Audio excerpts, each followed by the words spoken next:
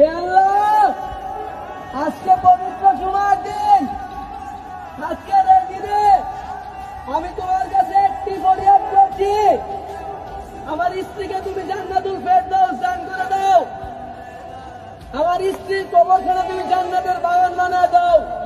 হে আল্লাহ, আমার স্ত্রীর প্রতি তুমি ভালোবাসা বাড়ায় দাও, যতটা ভালোবাসতে আল্লাহ কাল জান্নাতে যাওয়ার সময় তোমার কাছে আমি আমার স্ত্রীকে চেয়ে নিতে পারবো। হে আল্লাহ, পরকালে তুমি আমার স্ত্রীকে আমার জন্য রেখে দাও। হে আল্লাহ, পরকালে যেন আমি আমার স্ত্রীকে জীবন সঙ্গী হিসাবে পাই, সেই ফয়সালা তুমি করে দাও। হে আল্লাহ, তোমার কাছে আমি বড় বড় একটি জিনিস চাই, তুমি আমার স্ত্রীকে বড় বড় জান্নাত দান করে দাও, জান্নাতের উচ্চ মুকাম দান করে দাও।